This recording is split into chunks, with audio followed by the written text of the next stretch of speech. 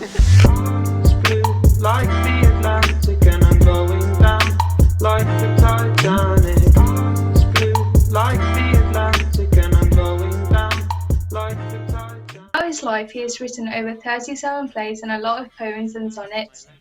Romeo and Juliet is one of his most famous pieces of writing and is based on the love between the two children of two rivaling families, the Capulets and the Montagues. Most people might think that this particular play was written and created by Shakespeare himself, but it was originally written by an Italian writer, hence the setting in Verona, and from that point onwards, different people from different countries have adjusted the storyline and changed it in certain ways.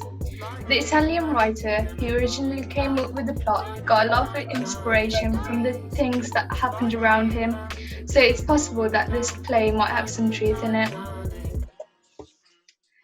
The different viewpoints.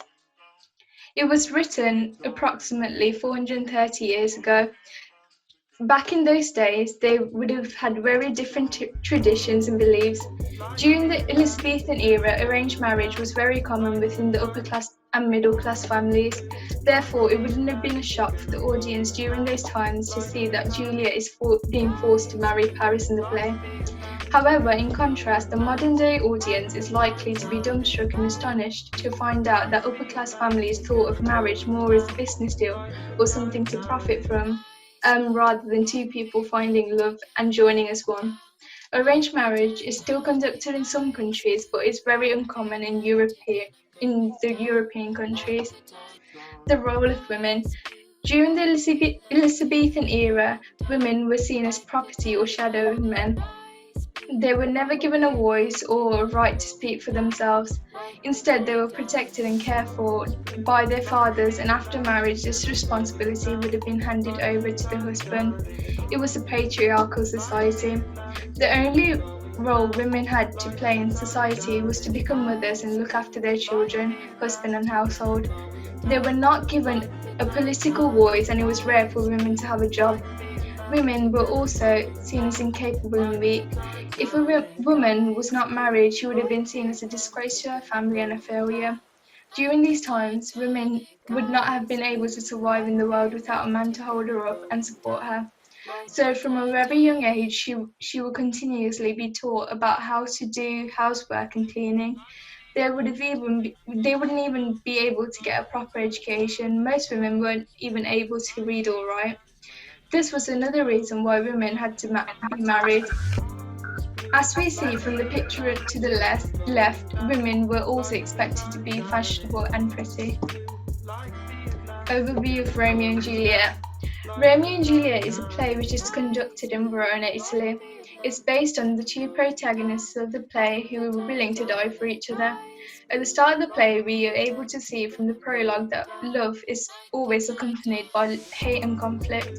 This can be understood by the sonnet, a love poem which is filled with conflicts and gruesome adjectives. We are also able to see that Romeo is in love with a woman named Rosaline, but within moments of his entry to the Capulet party, he's forgotten about Rosaline and is now in love with Juliet. With the help of the friar, they get married within 24 hours. This is able to highlight the stupidity and shows how blinded they were by their love for each other. Even though Friar is aware that violent delights have violent ends, he still decides to wed the two star-crossed lovers.